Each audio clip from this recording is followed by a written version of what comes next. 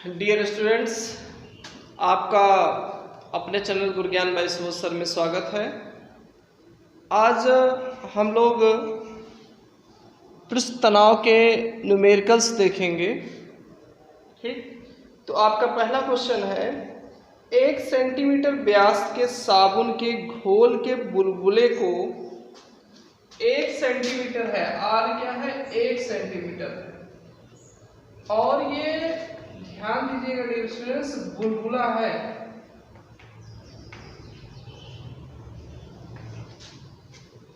एक सेंटीमीटर व्यास के साबुन के घोल के ये 1 सेंटीमीटर रेडियस क्या हो जाएगा, व्यास है तो रेडियस हाफ हो जाएगा। ठीक,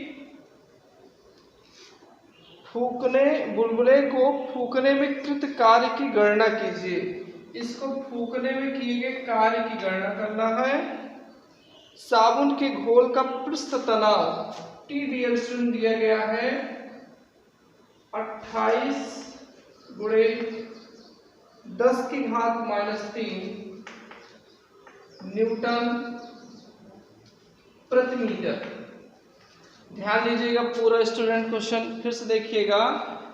ये इतना रेडियस अर्थात 1 सेंटीमीटर व्यास का एक साबुन के बुलबुला है, मतलब इतना व्यास का हमको बुलबुला फूक के बनाया गया है। ठीक है, तो इस पूरे प्रोसेस में किए गए कार्य की हमको गणना करनी है डियर स्टूडेंट्स। तो देखिए हम लोगों का जो फार्मूला है W =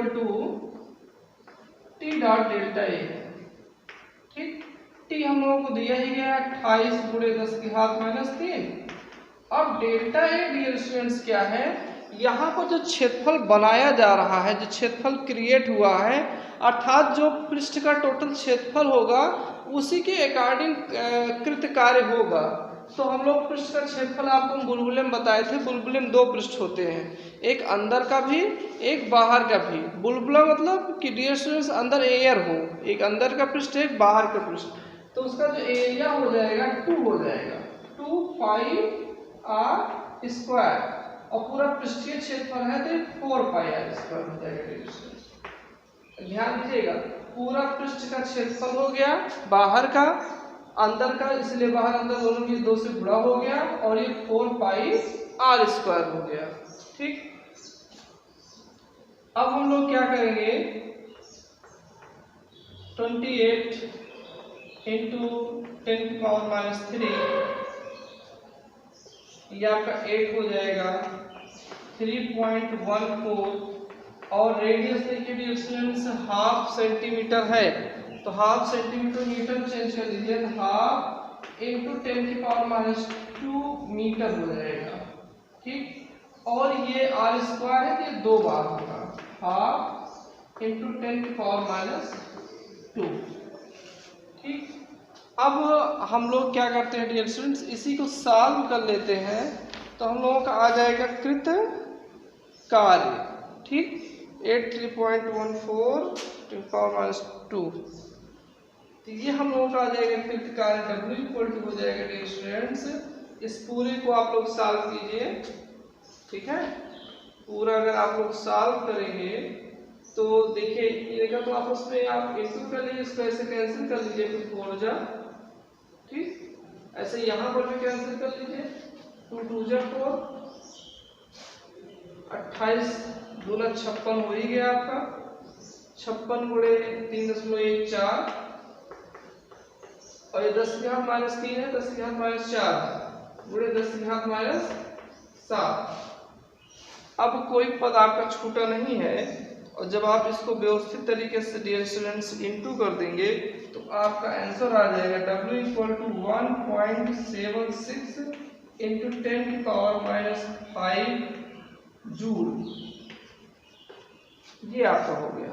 ठीक, तो यहाँ पे इतने रेडियस का आपका बुलबुला था, या 1 सेंटीमीटर व्यास का बुलबुला बनाया गया था। पृष्ठ तनाव ये है, और इतने व्यास का बुलबुला बनाने में किए गए कार्य की गणना करनी थी। तो कार्य को हम लोग जानते हैं T dot delta A. Delta A होता है क्षेत्रफल वृद्धि। ठीक, क्योंकि यहाँ पे इतना क्षेत्रफल क्रिएट किया गया तो वही क्षेत्रफल यहाँ रख दिया जाएगा, और यहाँ पे 2 लेयर का आप ध्यान रखिएगा। ठीक है, इस तरीके से इसको आप सॉल्व करके आंसर आप लोग फाइंड आउट कर लोगे। नेक्स्ट क्वेश्चन है डियर स्टूडेंट्स कि 2 mm व्यास की पारे की एक बड़ी बूंद को 2 mm व्यास की पारे की एक बूंद है, व्यास क्या है डियर स्टूडेंट्स 2 mm। ध्यान समझिएगा, एक बड़ी बूंद को बराबर आयतन की 64 छोटी बूंदों में तोड़ दिया गया। इसको एक बूंद थी, एक बूंद था आपका, इसको इसी एक बूंद को 64 बूंद में तोड़ा गया और समान आयतन में, मतलब सब का साइज क्या है डियर स्टूडेंट्स समान है। ठीक, 64 छोटी बूंदों में तोड़ा गया। इस प्रक्रिया में किए गए कार्य की गणना कीजिए। हमको W फिर निकालना है डियर स्टूडेंट्स, और उसके बाद कुछ तनाव दिया गया है पारे का,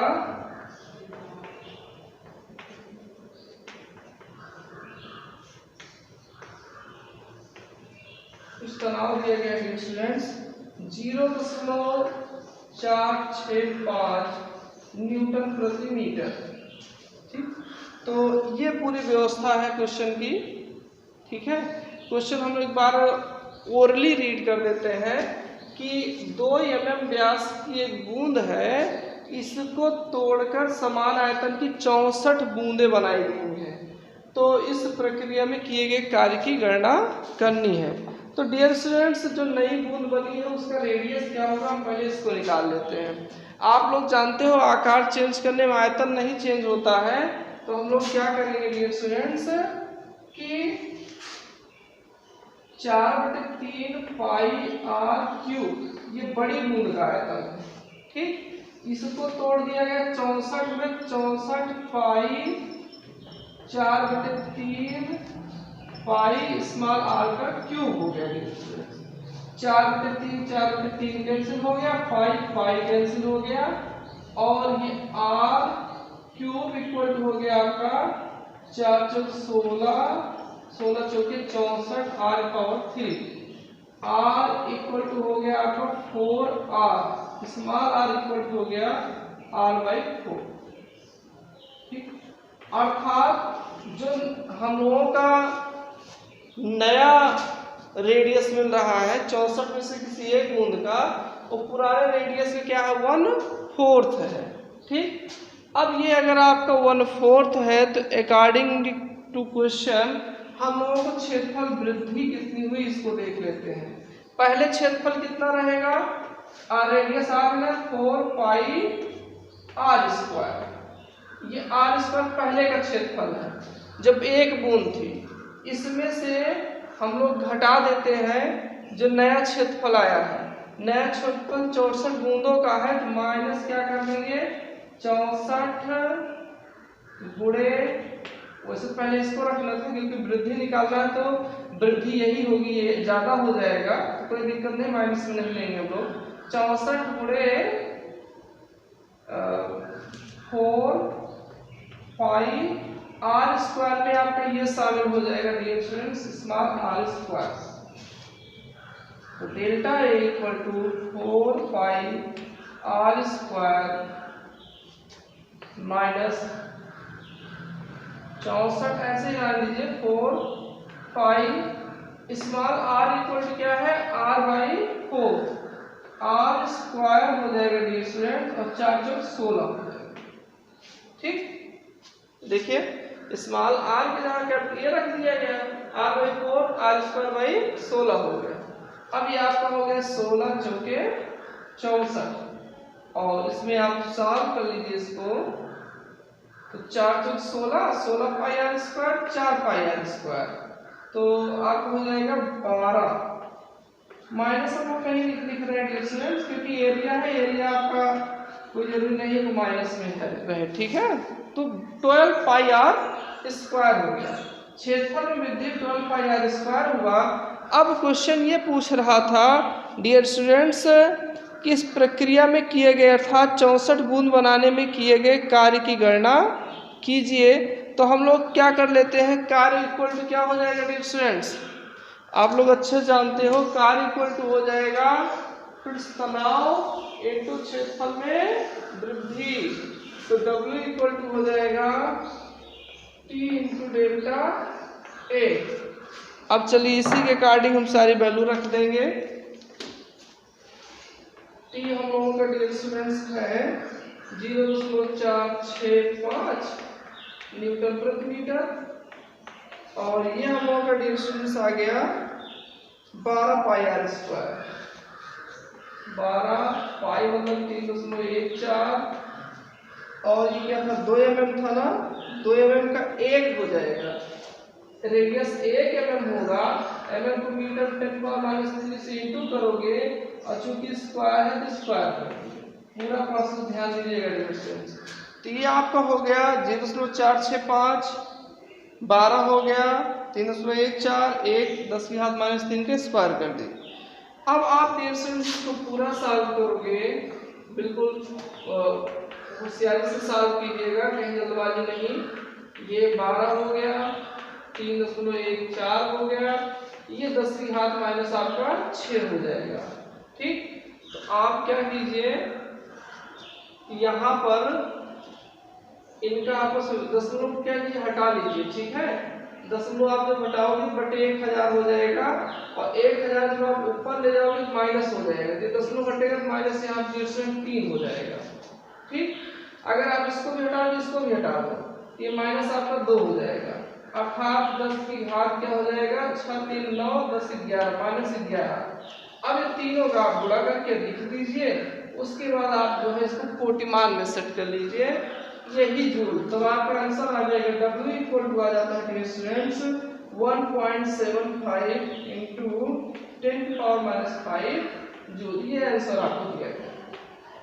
ठीक, तो आप इस तरीके से इस प्रश्न को सॉल्व कर लीजिएगा। चलिए, ये आंसर है आपका डियर स्टूडेंट्स। ये प्रश्न आपका यहाँ पे था कि एक बड़ी बूंद को 64 बूंद में ब्रेक किया गया था, और हम लोग क्या किए कि जो छोटी बूंद बन रही है 64 वाली, उसका एक का रेडियस क्या हो जाएगा, क्षेत्रफल वृद्धि निकाल लिए, और फिर यहाँ पे W equal to T dot delta ऐसे हम लोग निकाल लिए W कितना होगा। चलिए हम लोग नेक्स्ट क्वेश्चन देखते हैं। क्वेश्चन डियर स्टूडेंट्स थोड़ा कॉन्सेप्ट अगर आपका क्लियर रहे तो क्वेश्चन बहुत कठिन नहीं है, क्वेश्चन सारे के सारे आसान ही हैं। ठीक, एक बार आप नहीं समझ में आएगा तो वीडियो जो हमारे पुराने वीडियो हैं उसको रिवीजन कर लीजिएगा, तो बातें आपको स्पष्ट समझ में आने लगेंगी। ठीक, नेक्स्ट क्वेश्चन है जल की 1000 छोटी बूंदों को 1000 बूंदे हैं डियर स्टूडेंट्स। ठीक, 1000 बूंद है, और क्या किया जा रहा है, एक बड़ी बूंद बनाई गई। एक बूंद हो गया, 1000 बूंद से एक बूंद हो गया। हमको लगता है ये पिछला प्रीवियस क्वेश्चन का जस्ट अपोजिट क्वेश्चन बन रहा है। ठीक, बस वहाँ 64 था, एक को 64 किया गया है, 1000 को 1 कर लिया गया है। पृष्ठ ऊर्जा में क्या परिवर्तन होगा, पृष्ठ ऊर्जा में क्या परिवर्तन होगा, W क्वेश्चन पूछा है स्टूडेंट, W क्या होगा। ठीक, चलिए W आ गया। अब उसके बाद छोटी बूंद की कुल पृष्ठ ऊर्जा तथा बड़ी बूंद की पृष्ठ ऊर्जा का अनुपात क्या होगा। ठीक, कोई बात नहीं, तो हम लोग पहले ये निकाल लेते हैं पृष्ठ ऊर्जा में क्या परिवर्तन होगा, मतलब छोटी से बड़ी बनी है तो पृष्ठ ऊर्जा में क्या परिवर्तन होगा। दोनों पृष्ठ ऊर्जा निकाल लेते हैं और उसी हिसाब से हम लोग डिवाइड भी कर लेंगे सब कुछ। तो चलिए 1000 बूंदे थी, 1000 4/3, सब समझ रहे हो कि आप लोग क्या कर रहे हैं। आयतन क्या होता है नहीं बदलता ना, तो ये आप देखिए आयतन से पहले हम लोग रेडियस निकाल लेते हैं, ये आपका हो गया। तो डियर स्टूडेंट्स आप देख रहे हो 4 ये पाई पाई आपका कैंसिल हो गया, 1000 मतलब 10 × 10 × 10 r³ इक्वल टू r³, तो आपका 10r इक्वल टू क्या हो जाएगा, r हो जाएगा। ये रिलेशन मिल गया। अर्थात जो छोटी बूंद और बड़ी बूंद है उसमें रिलेशन है हमारा R इक्वल टू हो जाएगा बड़ी बूंद का रेडियस पान 10। चलिए ये रिलेशन मिल गया स्टूडेंट्स। अब जब ये रिलेशन मिल गया तो हम लोग निकाल सकते हैं W कितना होगा। ठीक, कोई समस्या नहीं होनी चाहिए। चलो W छोटे के लिए निकाल लो। W equal to t dot delta है। चूंकि T जो है एक ही चीज है, एक ही मटेरियल है, तो कोई टेंशन नहीं, T मत रखो। W इक्वल टू आपका T रहने दो। डेल्टा ए कितना हो जाएगा, पहले हम छोटी बूंद का निकाल रहे हैं। ठीक, तो छोटी बूंदे जैसे छोटी बूंद का एक का रेडियस हो, एरिया होगा 4 पाई आर स्क्वायर। स्मॉल आर छोटी बूंद का है। ठीक, अब ऐसे कितनी बूंदे हैं टोटल, 64 है ना, ये हो गया। ठीक, तो ये आपका हो गया 64 नहीं सॉरी 100 1000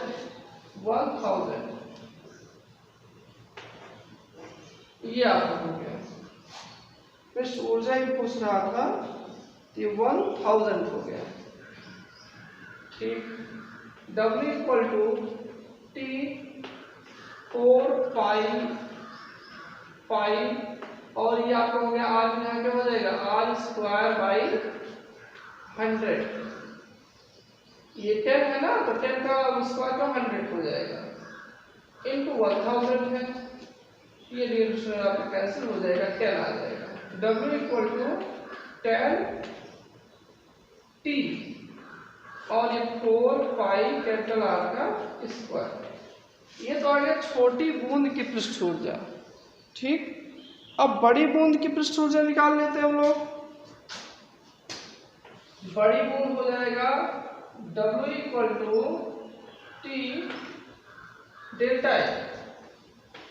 बड़ी बूंद का T 4 पाई R स्क्वायर। ये बड़ी बूंद है, ये छोटी बूंद। T 4 पाई R स्क्वायर, ये देखिए ये कॉमन है और इसका 10 टाइम्स ये है। अर्थात छोटी बूंद की पृष्ठ ऊर्जा बड़ी बूंद की पृष्ठ ऊर्जा की 10 गुनी होगी। ठीक, और रेशियो पूछ रहा है तो रेशियो क्या हो जाएगा 10:1 हो जाएगा। ठीक, यहाँ लोग T नहीं रखे हैं क्योंकि कंपेयर करना था और रेशियो निकालना था, इसलिए T की वैल्यू नहीं रखा गया। और इसलिए भी नहीं रखा गया क्योंकि दोनों क्या है, एक ही चीज़ है, एक ही मटेरियल है। अरे भाई 1000 बूंद से एक बूंद बना है। ये चीज़ को नेक्स्ट क्वेश्चन हम लोग देखेंगे, बहुत अच्छा क्वेश्चन है ये भी। पारे की एक बूंद की कमरे के ताप पर त्रिज्या, पारे की एक बूंद की कमरे के ताप पर त्रिज्या 3 mm है। ठीक, small r equal to 3 mm। पारे की एक बूंद की कमरे के ताप पर त्रिज्या 3 mm है। त्रिज्या है डियर स्टूडेंट्स। उस ताप पर पारे का पृष्ठ तनाव इतना मीटर है। अच्छा, इसी ताप पर पारे की चर्चा हो रही है। पृष्ठ तनाव क्या है, 0.465 न्यूटन मीटर। पारा का यही होता है। ये हो गया आपका। बूंद के भीतर दाब अधिक और तथा कुल दाब, मतलब कितना एक्स्ट्रा प्रेशर है बूंद के अंदर, एक्स्ट्रा प्रेशर कितना है और टोटल प्रेशर कितना है अंदर, ये निकालना है आपको। टोटल प्रेशर, एक्स्ट्रा मतलब एक्सेस प्रेशर, एक्सेस प्रेशर कितना है और कुल प्रेशर कितना है, आपको ये निकालना है डियर स्टूडेंट्स। ठीक, बूंद के भीतर दाब अधिक तथा कुल दाब ज्ञात कीजिए। दाब अधिक तथा कुल दाब ज्ञात कीजिए। और वायुमंडलीय दाब दिया गया है, T दिया गया है स्टूडेंट्स 1.01 इंटू 10 की पावर 5 न्यूटन प्रति मीटर स्क्वायर।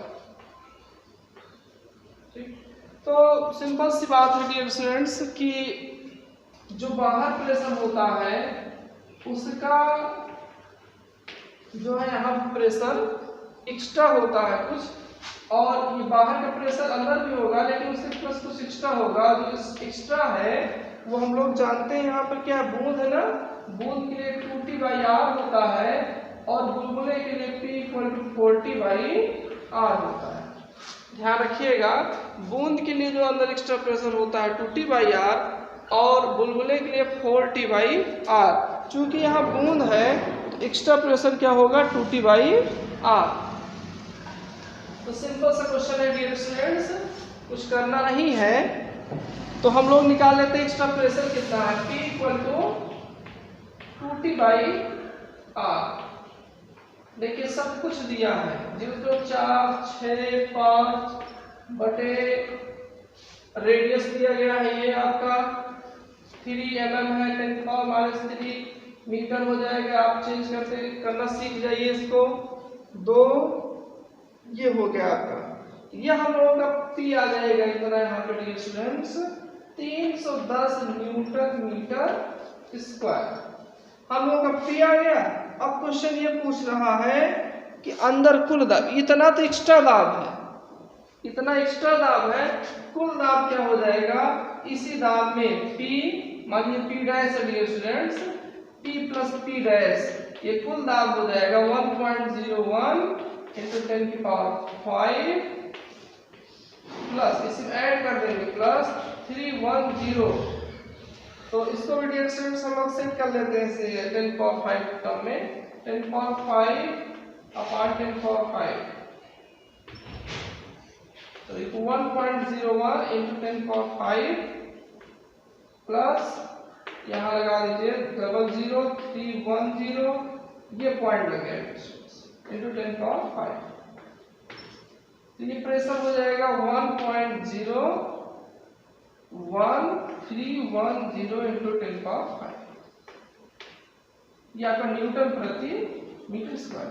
ये आपका डियर स्टूडेंट्स हो गया कुल प्रेशर कितना होगा, ठीक।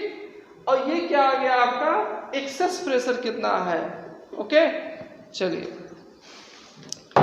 ये सारे क्वेश्चन डियर स्टूडेंट्स आपके इम्पोर्टेंट हैं और जो आपके थ्योरी है उसके कॉन्सेप्ट को और अच्छा क्लियर करता है, ठीक। तो न्यूमेरिकल लगाने से हम लोग थ्योरी और सही से क्लियर हो जाता है। तो न्यूमेरिकल आप लोग अवश्य लगाइए। नेक्स्ट क्वेश्चन हम लोग देखते हैं, केस नली से संबंधित क्वेश्चन है और हम लोग फार्मूला तुरंत लिख देते हैं। केस नली से संबंधित क्वेश्चन है H = 2T cos θ बटे R⁴G। 2 है, T पृष्ठ तनाव है, cos θ क्या है, कांटेक्ट एंगल, कांटेक्ट एंगल है, स्पर्श कोण है डियर स्टूडेंट्स। R रेडियस है, किसका रेडियस, केस नली का रेडियस है डियर स्टूडेंट्स, स्मॉल r। रो क्या है आपका जो लिक्विड है उसका घनत्व है, जी आप जानते ही हो क्या है, ठीक है। तो ये आपका फार्मूला है केस नली से संबंधित। और केस नली से संबंधित एक चीज हम और जानते हैं कि यदि केस नली को कट कर दिया जाता है तो उसका H1R1 = क्या हो जाता है डियर स्टूडेंट्स, H2R2 हो जाता है, कोई इफेक्ट नहीं पड़ता है, ठीक। अर्थात हाइट कम कर दी जाएगी तो पानी जो है अब केस नली में फव्वारिक रूप में नहीं निकलेगा, बल्कि उसके चारों तरफ बिल्कुल ऐसे फैल जाएगा। चलिए क्वेश्चन है आपका कि 2 केस नली जिनके व्यास जो है आपके 5 mm 4 mm है, तो रेडियस हो जाएगा R1 5/2 mm मतलब 10⁻³ मीटर। आंख बंद करके लिखिए, mm को 10⁻³ कर देते हैं, ठीक, मीटर हो जाता है। R2 है आपका डिस्टेंस 4 है, तो यहाँ पे 2 × 10⁻³ मीटर हो गया, ठीक। 2 केस नलियां हैं डियर स्टूडेंट्स, जल में खड़ी की जाती हैं। प्रत्येक नली में जल कितनी ऊंचाई तक चढ़ेगा, ठीक, बहुत अच्छी बात। चलिए पृष्ठ तनाव सब दिया गया है, ये लोग दे दिए हैं।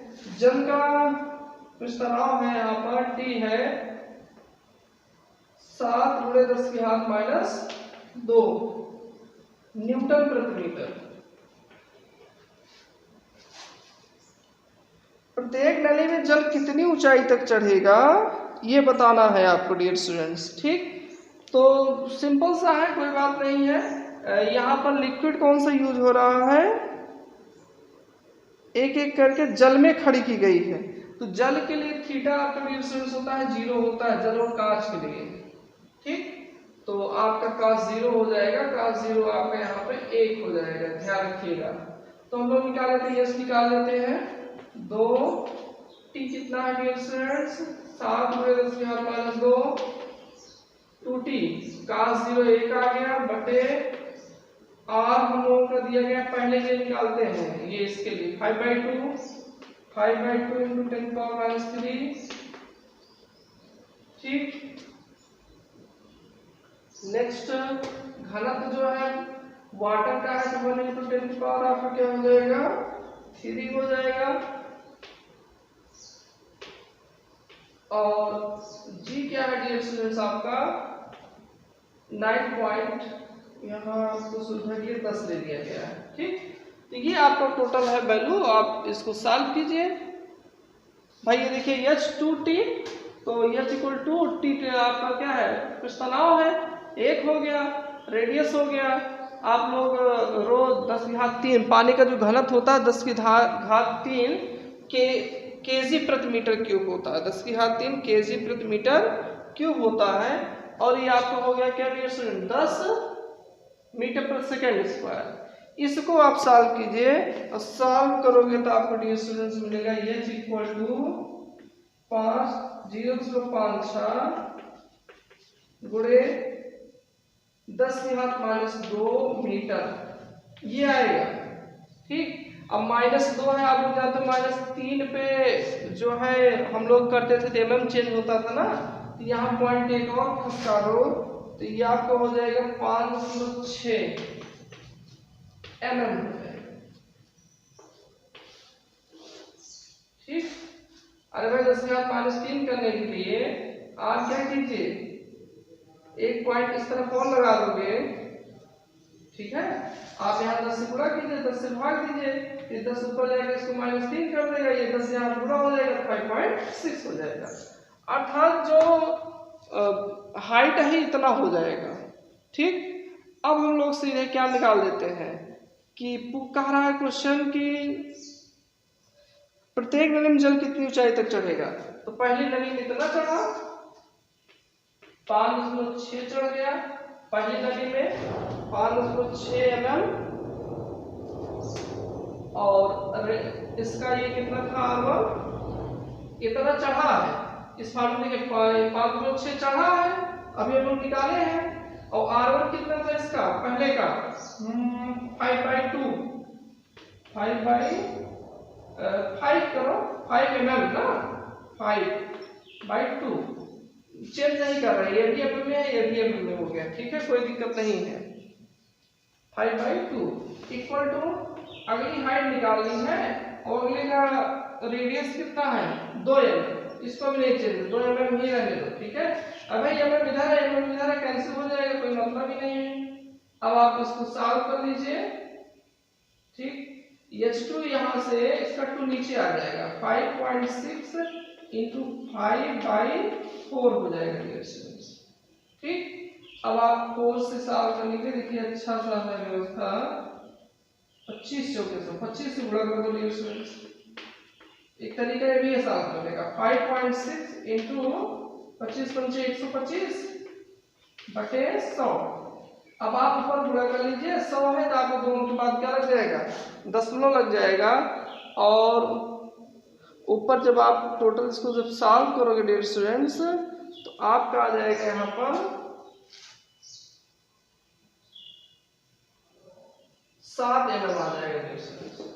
सॉल्व कीजिए 125 गुणा कर लीजिए भैया 125 गुणे 5.6 6 पंचे 30 3 6 12 3 15 1 6 6 7 25 5 असले 2 5 10 11 12 1 5 5 6 0 0 7 9 10 जीरो हो गया, 6 7 7 हो गया, दशमलव यहाँ लग जाएगा, ठीक 700 ये हुआ ना।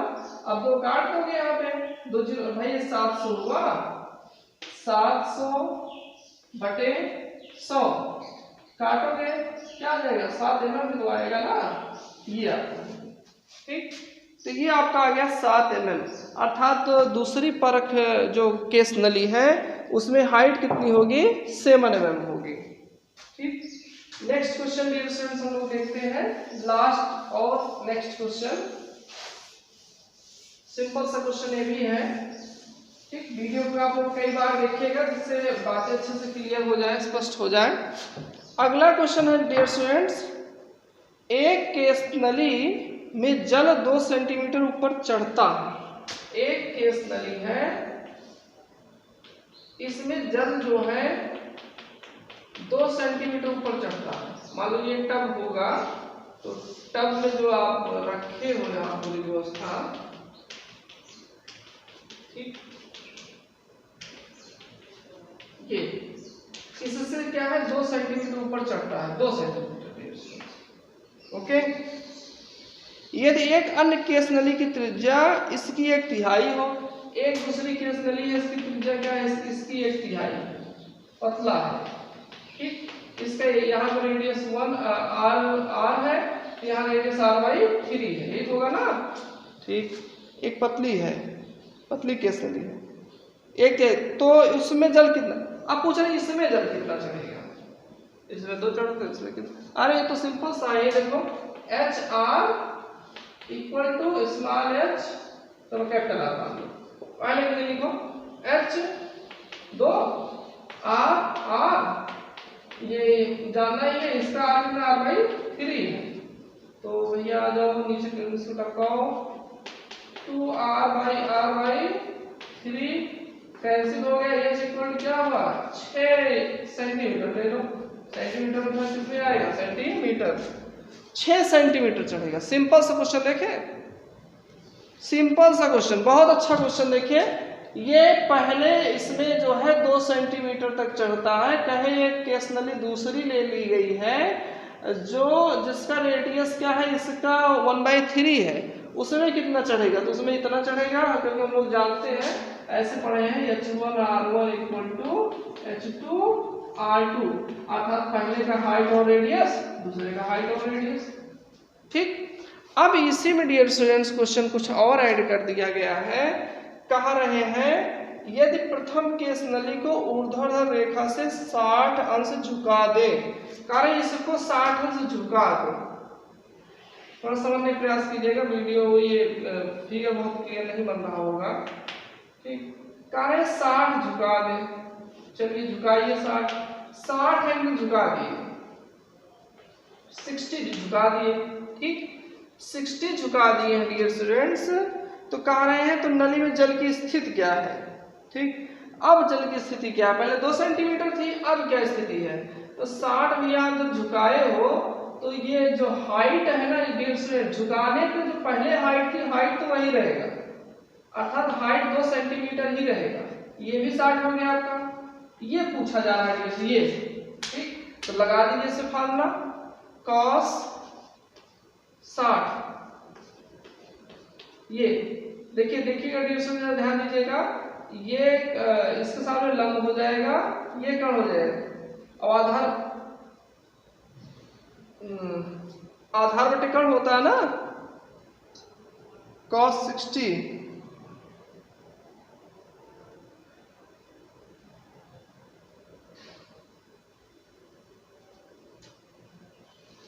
cos 60 में आपका हो जाएगा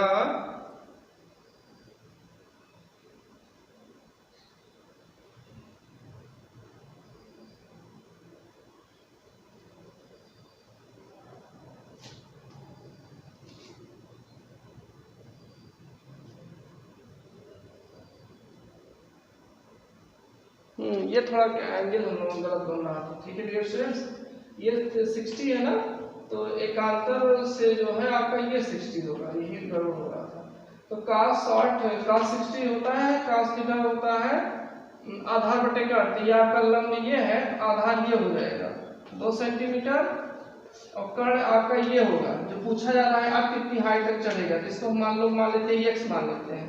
और cos 60 डियर स्टूडेंट्स आपका होता है हाफ होता है ना, half 2 centimetre by x, cross into कर लीजिए तो x इक्वल हो गया 4 सेंटीमीटर। अर्थात डियर स्टूडेंट्स जब ये बड़ी वाली परख पहले वाली परख नली 60 झुका दी गई है, तो जो अब इसका हाइट होगा, पहले 2 सेंटीमीटर चढ़ता था, तो अभी भी ऊंचाई जो होती है ऊर्ध्वाधर जो चढ़ेगा वो यही चढ़ेगा 2, लेकिन जो थोड़ा सा लेटर इस तरीके से चढ़ रहा है, ये क्या हो जाएगा आपका, जो आया आपका कि 2 और बढ़ जाएगा 4 सेंटीमीटर हो जाएगा। ठीक, तो इस तरीके से आप लोग और न्यूमेरिकल्स लगाइए। ठीक, thanks for watching my video. Channel को आप लोग अधिक से अधिक सब्सक्राइब कीजिए, लाइक और शेयर कीजिए।